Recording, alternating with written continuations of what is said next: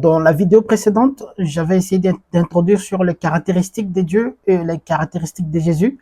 Aujourd'hui, nous allons établir une liste de caractéristiques pour voir à la fin si Jésus peut être Dieu. Alors, Dieu est un être suprême, caractérisé par une perfection absolue, sans égale, doté d'une autosuffisance inépuisable et des propriétés immenses telles que l'univers invisible et visible, les 7 cieux et les 7 terres et tout ce qu'ils contiennent. Il n'a ni généalogie ni descendance et rien n'est égal à lui. Il n'a ni commencement ni fin. Par conséquent, il n'est pas un homme. Quand on dit Dieu n'a pas de généalogie, cela veut dire que on ne peut pas parler des descendants de Dieu, on ne peut pas parler des ascendants de Dieu, c'est-à-dire le parent de Dieu, ses oncles, il n'y a pas ça. Ses frères, il n'y a pas ça. Ses ancêtres, Dieu n'a pas d'ancêtres parce qu'il n'a pas de début, il n'a pas de fin. Nombre 23, verset 19, Dieu n'est point un homme pour mentir, ni un fils de l'homme pour se repentir.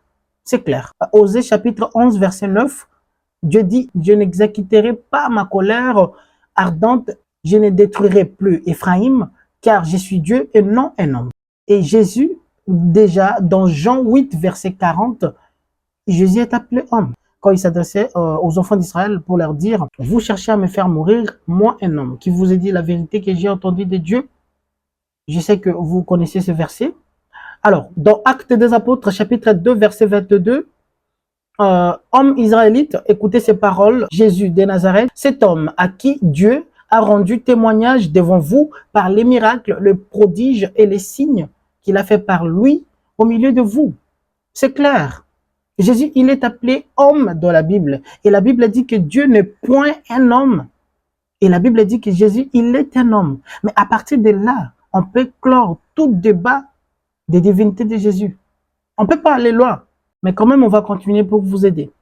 Alors, dans le verset de 1 Timothée, chapitre 2, verset 5, et Romains 5, verset 15, Jésus, il est appelé homme. Maintenant, avant de parler de Jésus, de ses caractéristiques, ou encore d'établir la comparaison, je souhaiterais clarifier d'abord un point concernant l'affirmation des chrétiens selon laquelle Jésus est 100% homme et 100% Dieu. Si les chrétiens sont parvenus à accepter que Jésus est 100% homme et 100% Dieu, prenons d'abord le premier volet, dire que Jésus est 100% homme.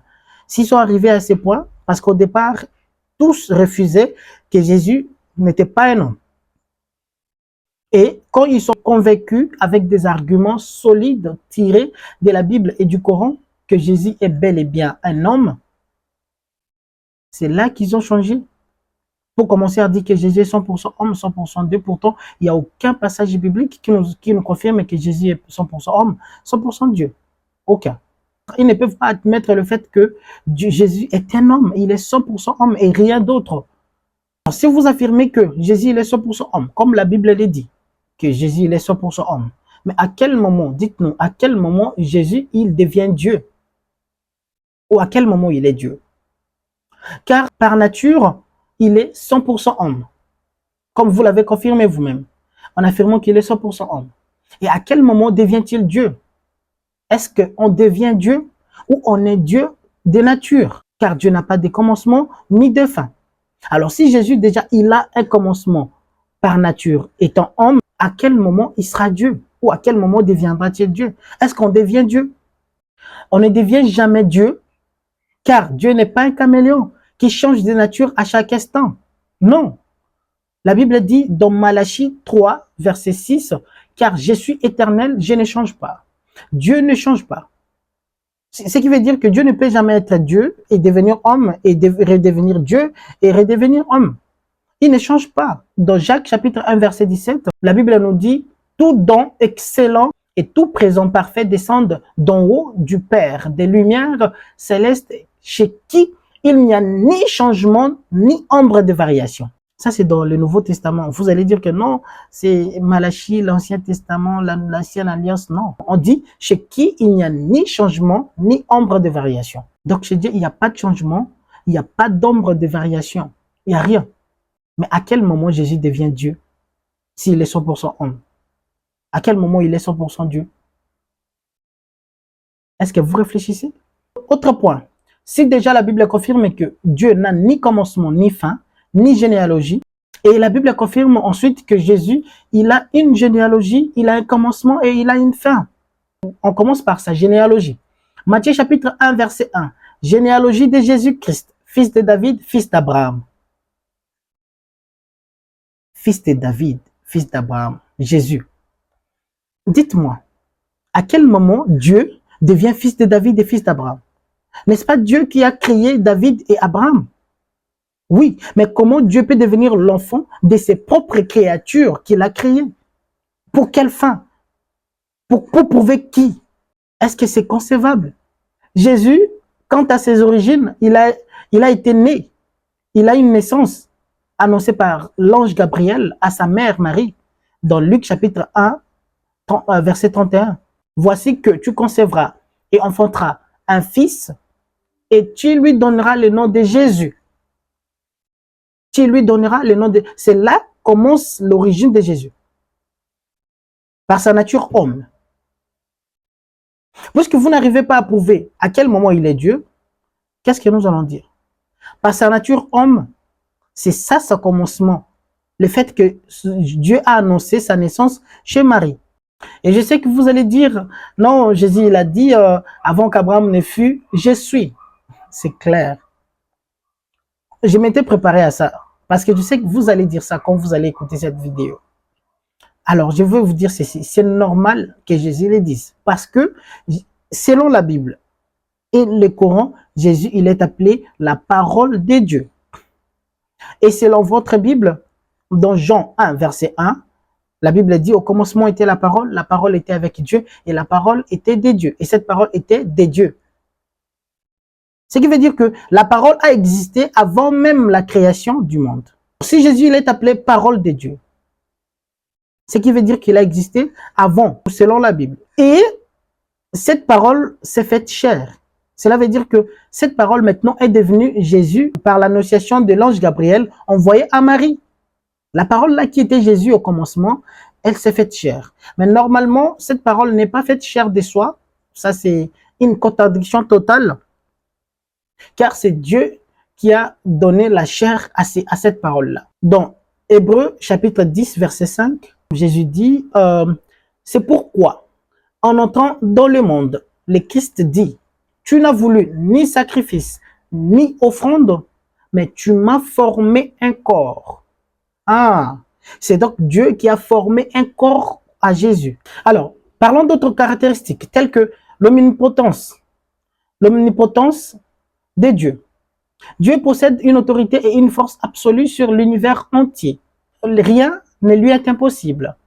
Dans Jérémie 32, verset 27, « Voici, je suis l'Éternel, le Dieu de toute chair.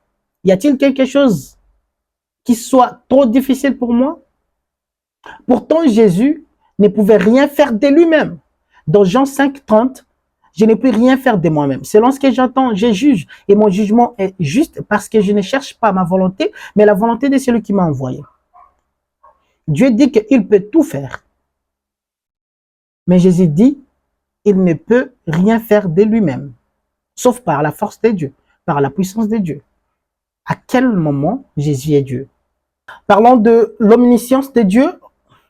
On dit Dieu connaît absolument tout. Le passé, les présents, les futurs, y compris les pensées les plus profondes des hommes. Dieu sait tout, il connaît tout, il voit tout.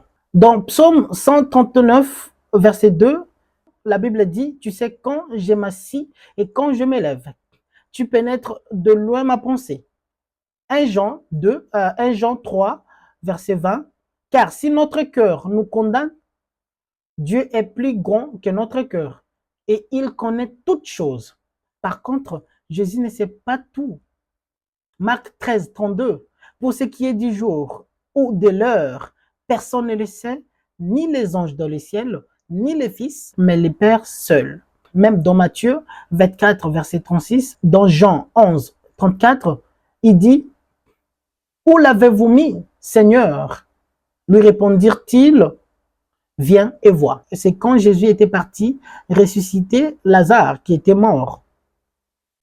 Et il pose la question, où l'avez-vous mis? N'est-ce pas, vous dites que Jésus il est Dieu. Mais Dieu, il connaît toutes ses créatures. Il devrait même connaître que Lazare était mort et devrait normalement connaître, savoir où il était enterré. Il n'avait pas besoin de poser la question de savoir où l'avez-vous mis. Il dit, où l'avez-vous mis? Et les hommes simples, impuissants, faibles, montrent à Dieu où ils ont enterré sa propre créature. Et vous dites qu'il est Dieu. Dans Jean 11, 35, Jésus pleura. Un Dieu qui pleure parce que sa propre créature est morte. Donc toi, ta propre créature est morte, toi tu pleures.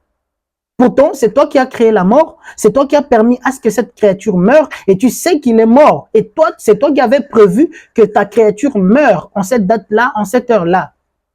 Mais tu pleures. C'est la preuve tangible que Jésus ne sera jamais, jamais, jamais Dieu. Même si vous ne l'acceptez pas. Dans la prochaine vidéo, on va finir toutes les caractéristiques qui restent. Parlons de l'immuabilité de Dieu.